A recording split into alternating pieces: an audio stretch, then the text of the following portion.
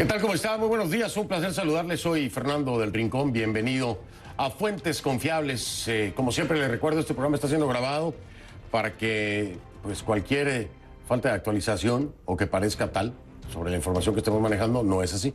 Es que hasta el momento en que se grabó este programa las cosas estaban tal y cual las vamos a hablar y tal y cual las mencionen mis invitados. Esto lo dejo claro para que no haya confusiones ni dudas de las capacidades y de la transparencia. Ahora, por el otro lado, estamos hablando este día de dos temas sumamente complejos ambos, en este caso Colombia y el paro nacional, un paro nacional que continúa, un diálogo al que convoca el presidente Iván Duque, pero que por otro lado no lo quieren ver como tal. Dicen, nosotros estamos negociando. ¿A qué me refiero? Al comité del paro nacional, que habla de 13 puntos que son prácticamente requisitos para que se frene el movimiento. Sin embargo, por el otro lado, el presidente Iván Duque dice diálogo y hay que hablar. Incluso proyecta un gran diálogo nacional que podría continuar hasta marzo. Hay quienes desde el lado de la derecha, desde el mismo frente, le han dicho, oiga, póngase a gobernar y deje de dialogar, o si quiere conversar, bueno, pues que alguien más entonces se ponga a gobernar. Así de fuertes las cosas en Colombia con este tema. Y por el otro lado, Bolivia que pues hasta ahora va avanzando, no le digo que a paso acelerado, pero sí ordenadamente en el tema de una nueva elección. Sin embargo, una gran pregunta que uno de mis invitados trajo a la mesa y me hizo reflexionar es sobre qué condiciones, sobre la misma estructura que ya existía cuando estaba Evo Morales. Esa no ha cambiado. ¿Qué implicaciones puede tener esto precisamente en un proceso en donde todavía el legislativo sigue siendo masista? Y eso no va a cambiar. No, hasta que haya una nueva elección. Por lo pronto le doy la bienvenida a mis invitados de esta mañana. Sabina Cobo, destacada periodista colombiana, presentadora de Radio Caracol, ha trabajado como reportera, presentadora en varios medios de comunicación, como Univisión, Telemundo, América TV. Además, es columnista del diario Nuevo Herald. ¿Cómo estás, Sabina? Hola, Fernando, gracias por tenerme aquí en tu programa. Bienvenida, gracias por estar aquí. Gracias por invitarme. Como siempre, da mucho gusto. ¿Qué tal el Thanksgiving? Súper bien, estamos llenísimos de tanta comida. Sí, ¿verdad? Sí, eso es lo que pasa, demasiada comida, y a veces yo digo, ¿por qué tiene que haber tanta comida en la mesa? Pero bueno, supuestamente porque estamos agradeciendo todo lo del año. Sí, no, pero la pregunta no es por qué tiene que haber tanta, la pregunta es por qué comemos tanta. Sí. Ahí es donde no nos frenamos. Uno como en un coma del pavo. Ese es el problema. Sí. Don Carlos Sánchez Berzaín también me acompaña, abogado, experto en Derecho Constitucional, analista político, director ejecutivo del Instituto Interamericano por la Democracia, además catedrático de Derecho Constitucional y de Derecho Internacional Público. Don Carlos, bienvenido. Encantado, Fernando. Gracias por estar aquí otra vez. Gracias a usted. Y Enrique Córdoba también, reconocido periodista, también presentador de Radio Caracol, ha sido corresponsal extranjero, escritor y gran difusor de la cultura colombiana. Bienvenido. Fernando, un placer estar contigo. Al contrario, el placer es nuestro. Muchísimas gracias. Vamos a partir, si les parece, de algunas declaraciones que se han escuchado en Colombia. Por supuesto, vamos a escuchar a Iván Duque, pero el contraste de los que dicen algunos de los miembros del comité del paro, que dicen, nosotros no queremos dialogar, estamos negociando, ¿no? Un contraste importante. Vamos a escuchar y de ahí partimos. Yo estoy convencido de que los procesos de conversación entre la ciudadanía siempre terminan en cosas positivas. Nosotros hemos fijado un proceso que quiero acelerar cada vez más, de tal manera que nosotros, como gobierno, con todos los colombianos, podamos entender el clamor de muchos ciudadanos sobre temas específicos y dar soluciones concretas. Son las propuestas que llevamos del Comité Nacional del Paro al gobierno, y por tal motivo, dado de que estamos en paro y en movilización, lo que le estamos diciendo al gobierno, estas son la agenda que tenemos los trabajadores. La agenda política en el país cambió, no puede seguir siendo la agenda típica del gobierno, y por eso nosotros presentamos la nuestra. ¿Qué está diciendo el gobierno? Que hay que hacer es una gran conversación nacional, y ahí empiezan las diferencias, porque nosotros lo que estamos haciendo es una negociación de un sector que está en conflicto social, que quiere exactamente que se modifique una serie de propuestas del gobierno que son absolutamente inconvenientes, y el gobierno, pareciese exactamente con una posibilidad de autismo muy grande, dice, no, hay que hacer una conversación con todos los sectores sociales del país, inclusive con los que no están en paro. Entonces nosotros decimos, pero es que los que no están en paro no están reclamando nada. Entonces esa es la gran diferencia que tenemos. La conversación no implica un compromiso. Una palabra muy fuerte, un autismo, ¿no? Pero la realidad es que me parece, desde esta perspectiva, no siendo tan duro, por supuesto, pero creo que sí hay una desconexión. Hay una desconexión del gobierno de Iván Duque y algunos reclamos que creo que son muy válidos además también, ¿no? La reacción inmediata del presidente Iván Duque para responder a estas demandas es un tema del IVA. Es un tema del IVA. Cuando hay otras denuncias como el asesinato de líderes sociales, como la implementación de los acuerdos de paz, y esto no lo está hablando, esto no lo trae a la mesa. En eso no hay acción. ¿Qué piensa? Yo creo que Colombia es una olla de presión en donde hay un malestar que se le ha salido de las manos al gobierno por la ausencia de gobierno. Yo pienso que, fíjate que hay una paradoja. Colombia es el único país que está creciendo en América Latina, 3.4. Sin embargo, y está haciendo cosas, pero no comunica. En esta situación del paro hay una crisis ideológica en la cual los que citan son los líderes de las centrales obreras, FECODE, la central de los maestros, y otros grupos, y al lado de ellos, es decir, se mezclan intereses de derecha y de la izquierda y movimientos de vándalos que sacan de foco las propuestas que traen los de las centrales obreras y los de FECODE. El gobierno se durmió, no estuvo preparado para responder. Del paro se vino hablando durante varios días y semanas y el gobierno no reaccionó.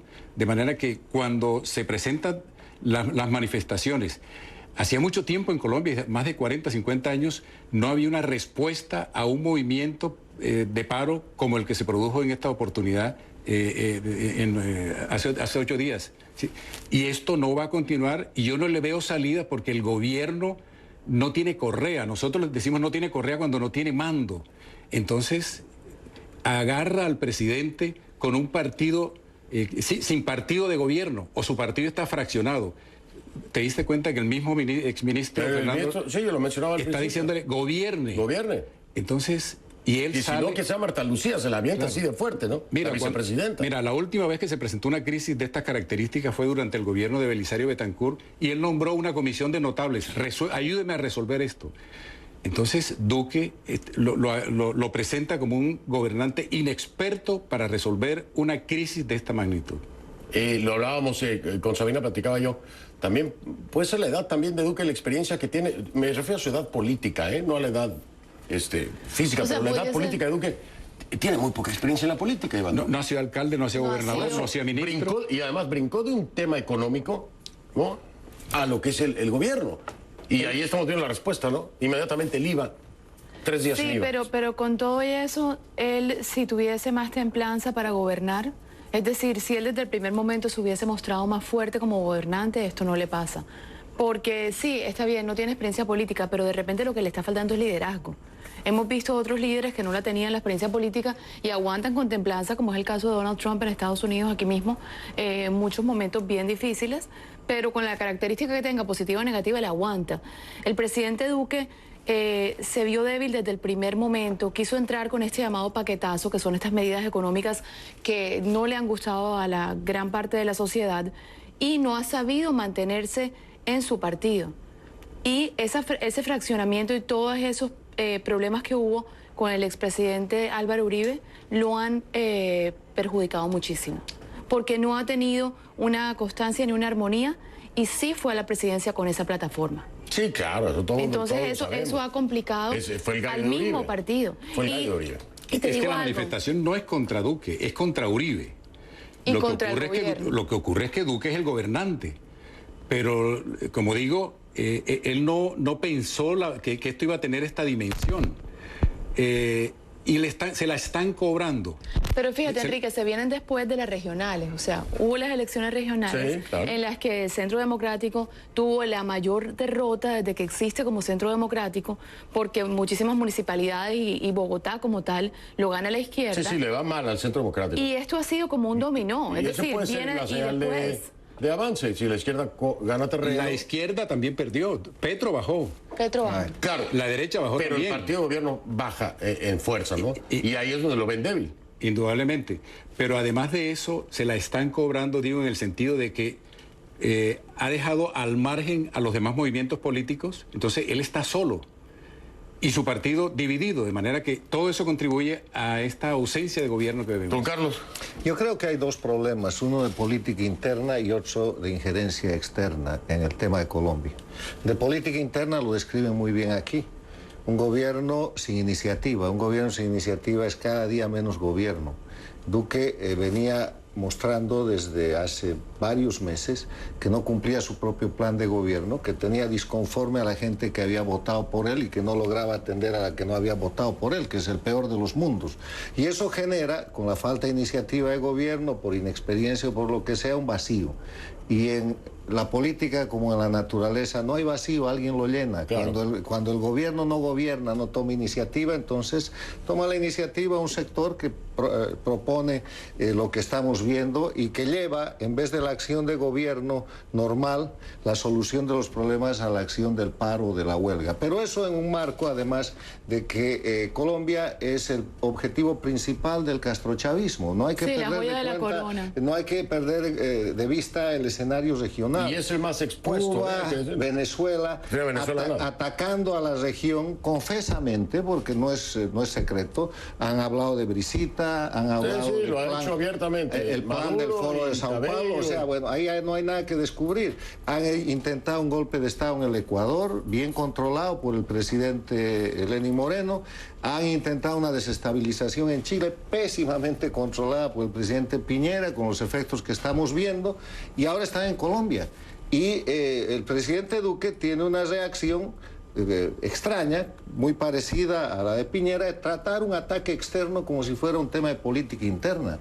Lo primero que hay que hacer con este tema en la fase internacional es quitar el velo de la mentira y de la hipocresía. ¿Cómo Colombia no va a señalar a Cuba y Venezuela en este acto de agresión cuando tiene a los dirigentes del ELN, después del ataque terrorista a la escuela policial, refugiados en La Habana? ¿Cómo no va a señalar a Venezuela como gobiernos, como regímenes de crimen organizado, cuando tiene toda la penetración y la agitación social y política criminal, Carlos, que eso le promueve? Pero seamos justos, ¿no?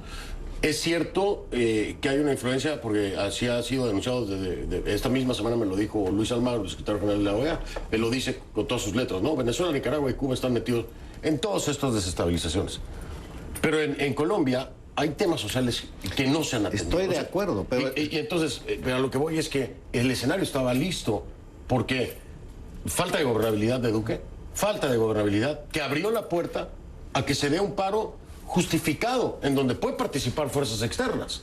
Pero la falla aquí es decir, ¿quién le abrió la puerta? Bueno, si la genialidad del crimen organizado no es en promover las causas donde operan, sino en aprovecharse de causas muy legítimas para incendiar el país. Entonces, y la debilidad del gobierno consiste en permitir que esas causas se expongan para que el enemigo Pero entonces, ¿qué es primero? ¿El huevo, la gallina? ¿Qué atiendo primero? ¿Primero desvelo el tema de injerencia extranjera o primero atiendo la causa interna? Voy a hacer pausa. Regreso, lo dejo ahí en la mesa para que sigamos profundizando y desmenuzando esto. No es fácil, ¿eh? Aquí a veces lo hablamos, nos enredamos y se escucha más fácil a pesar que nos enredamos. Imagínese usted ahí en el frente, en el gobierno, la cosa está peluda. Ya ve.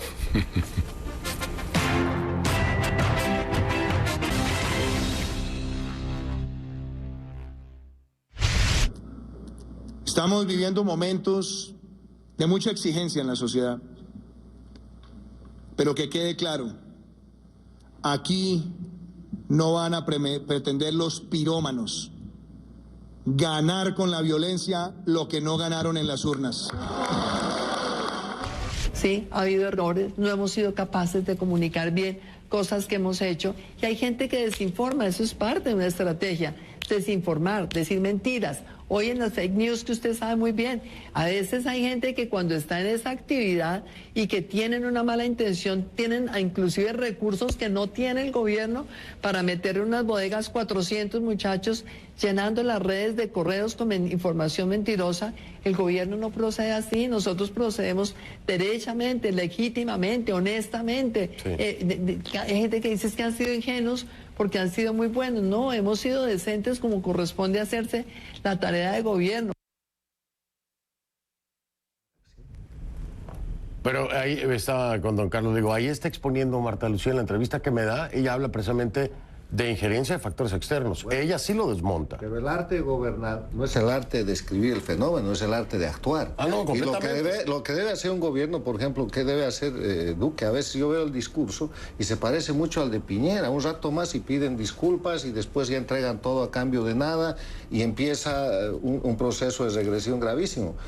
Yo creo que tiene que actuar en dos escenarios. El escenario de la solución del conflicto para separar lo que es el conflicto de lo que es la conspiración.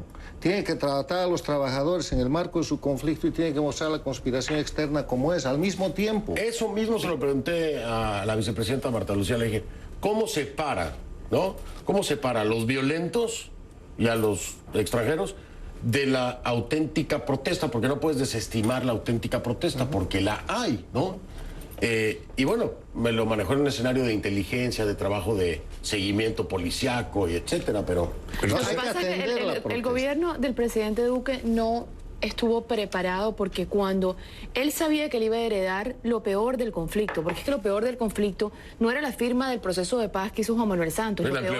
Lo peor del conflicto venía cuando tú tenías que tomar esa sociedad colombiana que duró más de 50 años en, llámalo como lo quieras llamar, guerra, terrorismo, narcotráfico, y comienzas a ver lo que es vivir el día a día civil sin ese problema, pero con los problemas de desigualdad social que tenemos en Colombia, que son gigantescos. Entonces yo te pudiese decir que la protesta y los puntos que están tocando ahí sí son válidos. Son válidos. El problema es que él entra con un plan económico a fomentar una economía naranja, así todo está muy bonito, pero no entró en ninguno de esos puntos que ahora le está reclamando la gente. ¿Qué decía su plan de gobierno respecto al tema de los acuerdos de paz y a su implementación? Todo el tiempo dijeron que no lo querían, pero sabían que ya lo tenían que implementar, o sea, ya estaba hecho. La primera propuesta de reparación, él estaba en desacuerdo con los acuerdos y presentó en la Corte y ahí fue derrotado. Sí, el tema de los delitos conexos, ¿no? De manera que su primera presentación de los tratados transicionales, de los acuerdos transicionales, fueron derrotados en la Corte. A partir de allí ya empieza a mostrar su debilidad. Y para esta situación no está preparado el equipo. Es decir, no hay claridad de cómo enfrentarlo. Eso le decía yo.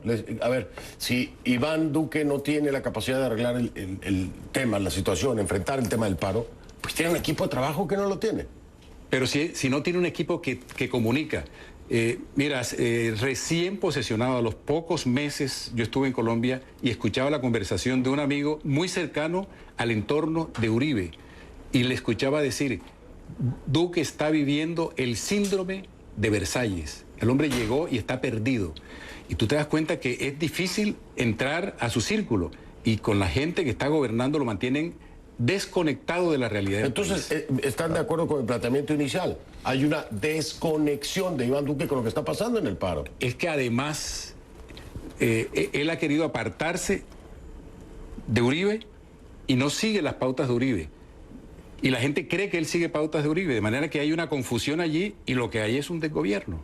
Bueno, yo creo que si algo se puede decir positivamente frente al problema de Colombia, porque es un problema muy importante para el país y para la región, es la recomendación al gobierno del presidente Duque de tomar iniciativas, de clarear la situación y de separar el grano de lo que es la basura.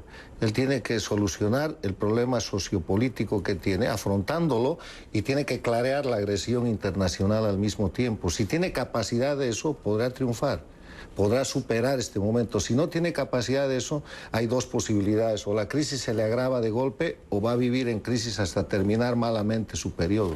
Dos puntos importantes, antes de terminar la pausa, los dejo y regresamos para hablar acerca de eso. El primero de ellos, Iván Duque cae en el juego de Petro. cae en el juego de Petro. Hace referencia ya directa a Petro. Marta Lucía Ramírez me lo dice a mí también. Y desde mi perspectiva creo que es un error, más que un acierto. Creo que la voz de Petro debieron dejarla a un lado. Hay temas más importantes que atender, pero ustedes me dicen si lo ven igual o no, o si hay que hacerle frente precisamente a Petro, ¿no? Y a esa izquierda que está tratando de aprovechar el espacio. Y por el otro lado, un tema de gobernabilidad. Estamos hablando de 1 año y algo que lleva Iván Duque. Y esto le está pasando ahora. Pero ¿cuánto le falta? ¿Y cómo va a recuperar la gobernabilidad para lo que viene? Porque si de esta sale, ¿qué le espera en los próximos años? ¿Tiene la capacidad? Esta muestra de falta de gobernabilidad, ¿cómo se proyecta hacia el futuro? ¿Les parece que hablemos de eso? Sí. Hacemos pausa y regreso para hablar de estos dos temas.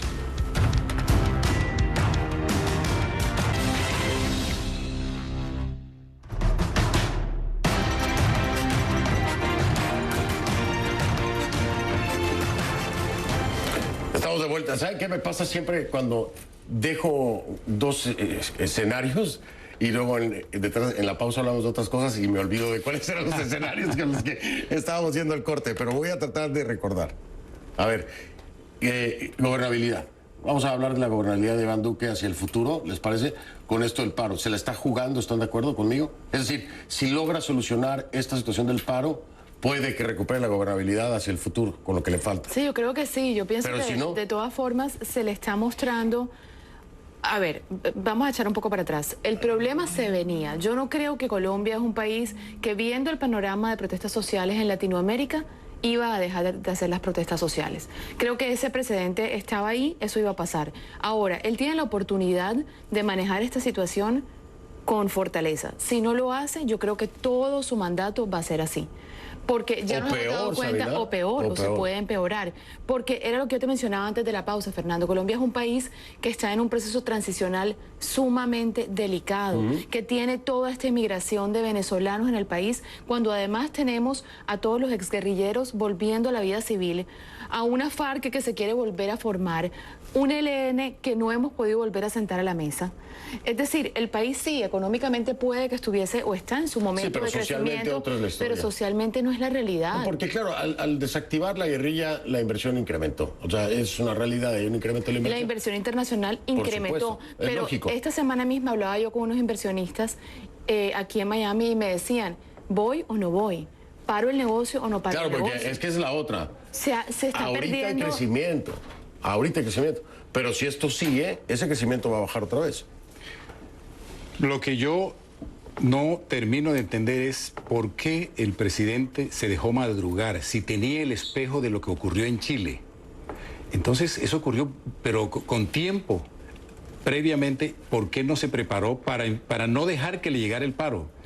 Entonces, menospreció, subestimó el paro. ¿Por qué no negoció con las centrales obreras, con los estudiantes, con el malestar social que hay en el país? Como te digo, si esto lo enfrenta antes, no estuviéramos viviendo esta situación. Don Carlos dijo algo muy importante en la pausa, yo quiero retomarlo, don Carlos. Diálogo. Antes de, si le anunciaron, le cantaron el paro, ¿usted cree que la cosa hubiera frenado si se hubiera hecho un diálogo antes del paro? Yo creo que hay una etapa para el diálogo y es la etapa previa al conflicto. Después del conflicto, con el conflicto, viene el diálogo, es un diálogo bajo presión. La agenda está puesta por el conflicto. Claro. Entonces, ahora él tiene que dialogar. Pero tiene que dialogar, le están reclamando una agenda de conflicto en el diálogo y él está abriendo un diálogo general. Eso es lo que llama... Le presentaron 13 puntos ya claritos, ¿eh? Por eso dicen, nosotros estamos negociando. Él quiere conversar, nosotros ya llegamos, oiga, pero hay que cumplir con eso. Yo estoy de acuerdo contigo. No es lo mismo negociar antes de que estalle la crisis que en este momento cuando les han manifestado, le han amenazado paros y manifestaciones indefinidos, todos los días, con un muerto, 2 muertos. Ahora ya estamos en el escenario del conflicto. Y en el escenario del conflicto, ¿qué podemos nosotros sugerir?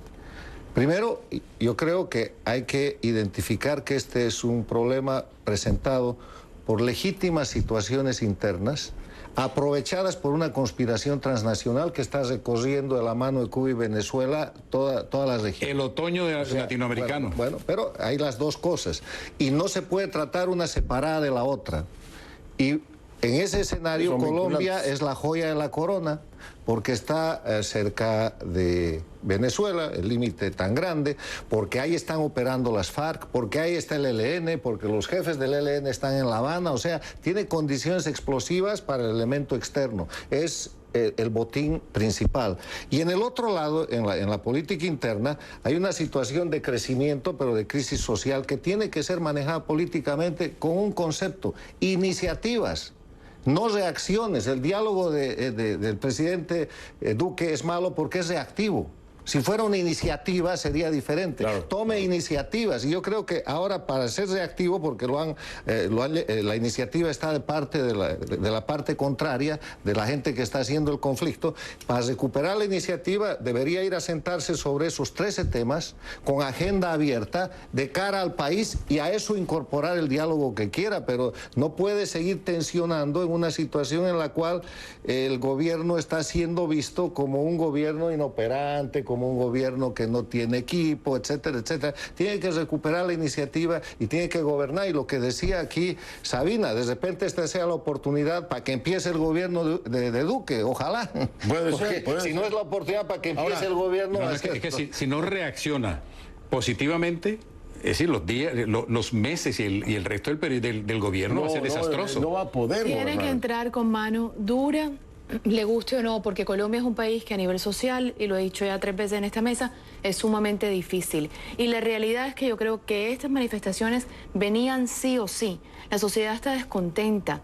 O sea, hay demasiada desigualdad social, y desafortunadamente para esa desigualdad social y para el pobre, el centro democrático no era la alternativa. Por eso cuando eligen a Duque, lo eligen por una mayoría mínima versus sus Sí, pero ese es el discurso de justificación de la conspiración transnacional. Claro, en todo lado hay desigualdad social, pero no puedes tú cometer crímenes para lograr igualdad social. Entonces lo que hay que ir es al nivel de buscar soluciones que además no son de corto plazo, porque la desigualdad social no se arregla con decreto supremo. A eso quiero llegar. ¿Qué está pasando? Que estas manifestaciones tienen una presión de cosas que no se pueden llevar a cabo de un día para otro en Colombia. Es imposible.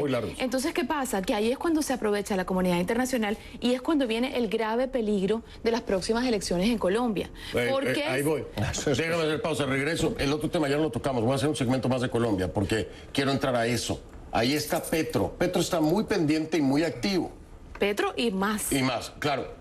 Esto de Duque, este gobierno de Duque, esta paro nacional, esta falta de gobernabilidad, le puede abrir completamente la puerta a ese Petro o a los seguidores de ese Petro, que quedó en segundo lugar. No nos podemos olvidar en la elección pasada.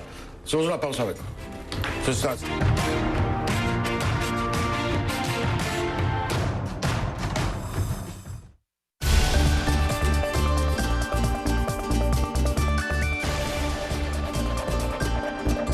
14 muertos es el saldo que deja hasta el momento un enfrentamiento entre agentes de las fuerzas de seguridad y miembros de un grupo armado en la localidad de Villa Unión, estado Coahuila, México, la tarde de este sábado. De los muertos, según autoridades, 10 serían miembros del grupo armado y 4 policías.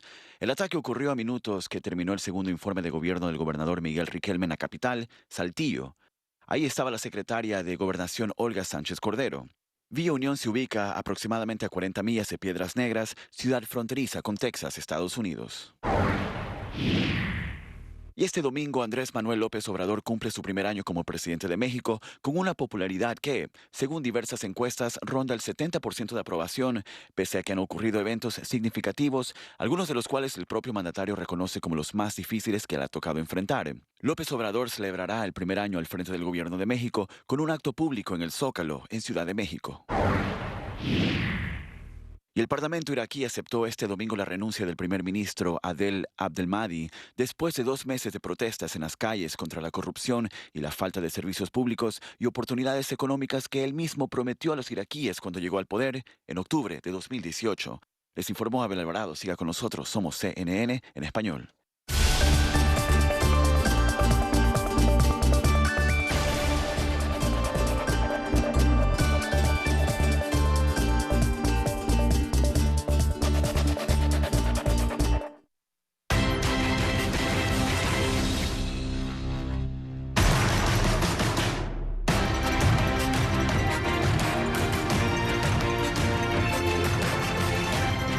estamos de vuelta. Para cerrar el tema de Colombia y pasar a Bolivia. Entonces, en este contexto, ojo, en el contexto del paro nacional, ¿enfrentar o no a Petro?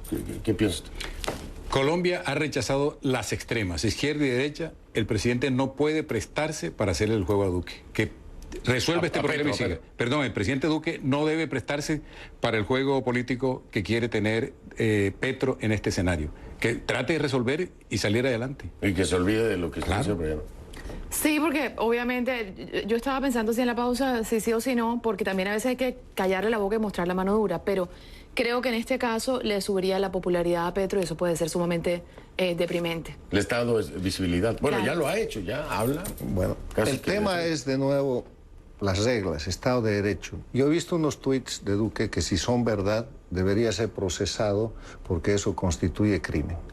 Y con o sin popularidad. Los tuits de Petro. Los tuits de Petro. Sí, yo he visto unos tuits de Petro diciendo y ahora llamo a la juventud. Graves. Ahora no. Bueno, en el Estado de Derecho eso es delito. Y con Duque o sin Duque eso debería procesarse. No es un tema político. Donde lo ubique el fiscal. Pero no puede ser que este señor haga esos tuits, llame a los universitarios, a los alumnos de secundaria, a salir a las calles y expresarse violentamente, y eso sea un hecho político. Señores, hay que separar lo político de lo criminal en el Estado de Derecho, y si el señor Petro se ha puesto en el lado de lo criminal, el Estado colombiano tiene que actuar.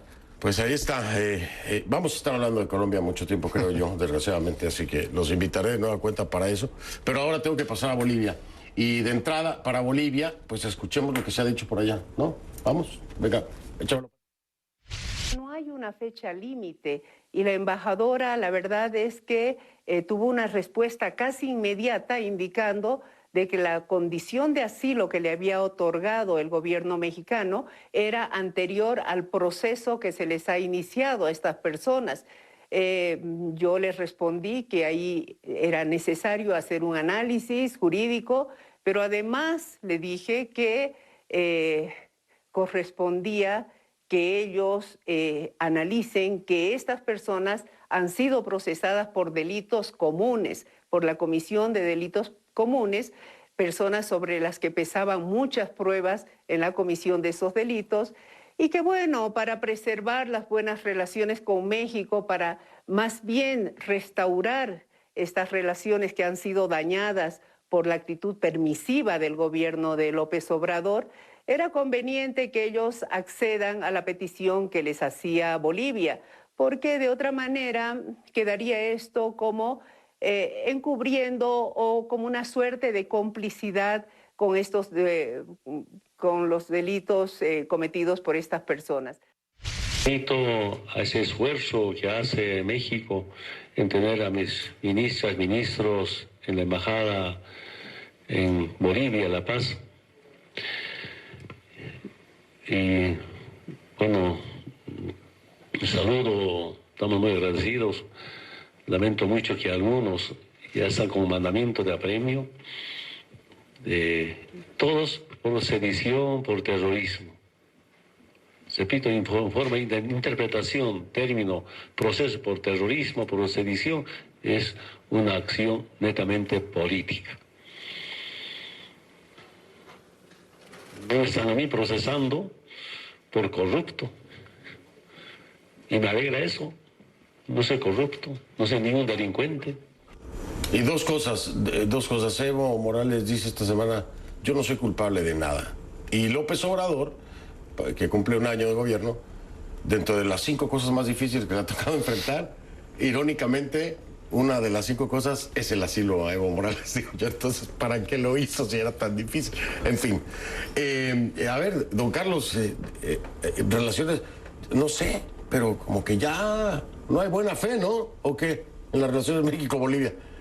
Yo no le veo ninguna buena fe. Bueno, para empezar por las relaciones México-Bolivia, yo creo que estamos hablando de hechos anteriores a la renuncia de Evo Morales y de hechos posteriores a la renuncia de Evo Morales. Lo que haya sucedido antes de eso podría estar lejanamente en el ámbito del derecho internacional y del derecho de asilo.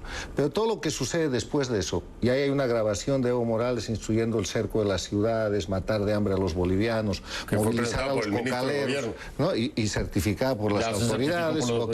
Ahí están las acciones de terrorismo interno llevadas adelante por la gente que después se va a la Embajada de México. Son delitos comunes.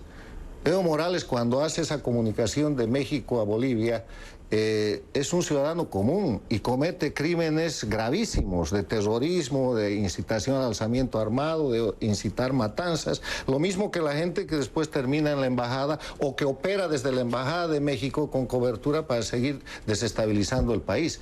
Entonces ahí el gobierno transitorio tiene toda la razón, se trata de criminales y lo que México está haciendo es proteger criminales. Déjeme marcar pausa y seguimos con este análisis que me está dando. Lo dejo ahí. Ya. ¿Están protegiendo entonces? México protege criminales. Sí, en la perspectiva de la ley. Pues sí, finalmente, las cosas como son. Hago una pausa y vengo.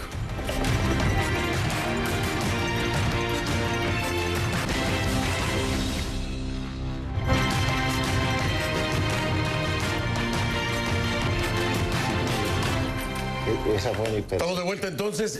Cerramos. Qué rápido se va este programa, de verdad. Vamos a cerrar entonces un poco con México, Bolivia, Evo, Yanine Áñez, exfuncionarios en la Embajada de México en La Paz. ¿Elementos suficientes, don Enrique, para romper relaciones con un país en esta situación? En este momento, México, Bolivia. Bueno, no las tengo claras, pero de cualquier manera, si Evo llega a México con los antecedentes que nos ha presentado Carlos, yo creo que hay razones fundamentales. Claro. Yo lo tengo así pensado, lo siento. Yo pienso que sí, y además creo que Bolivia, por ejemplo, ya restableció por primera vez en mucho tiempo su relación con Israel. Tiene ahora ya un diplomático estadounidense. Se está mostrando con una política internacional que va a ser un poco más fructífera para ese país. Entonces esa relación con México, que lo que está haciendo es protegiendo criminales, no funciona. Don Carlos, pero ¿por qué no? Una regla, el proceso de transición que vive Bolivia es eso. En Bolivia todavía no hay democracia. Estamos transitando. Ha caído el dictador, pero no la dictadura. El Congreso de la dictadura, los jueces de la dictadura, el fiscal de la dictadura, el tribunal, el Banco Central, todos de la dictadura. Lo que ha cambiado es el Poder Ejecutivo, con gente de mucho esfuerzo, con todo el país por detrás, para llevar adelante el arribo a la democracia.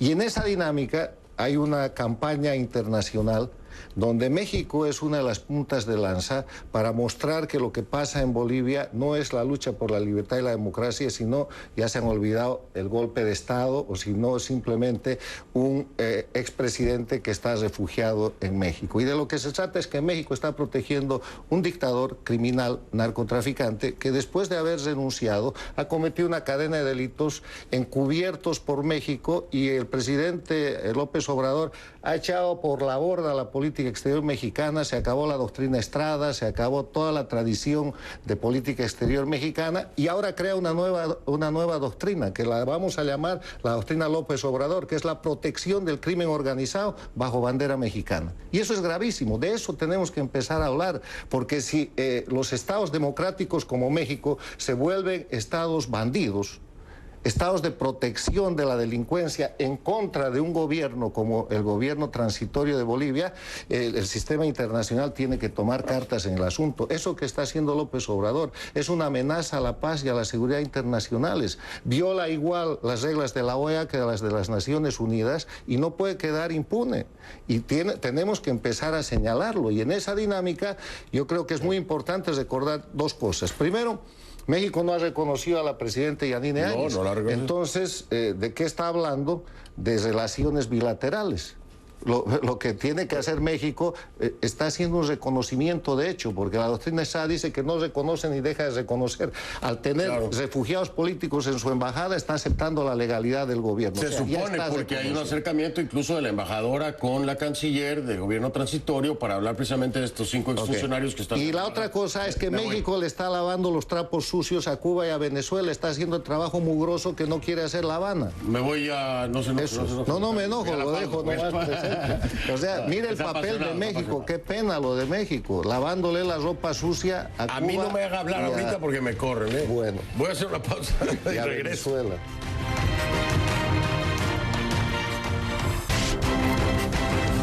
Yo tomo café nomás. Pues como siempre se nos pasa volando el programa y nos queda cosa en el tintero. Pero bueno, para eso es cada domingo la oportunidad de hacerlo.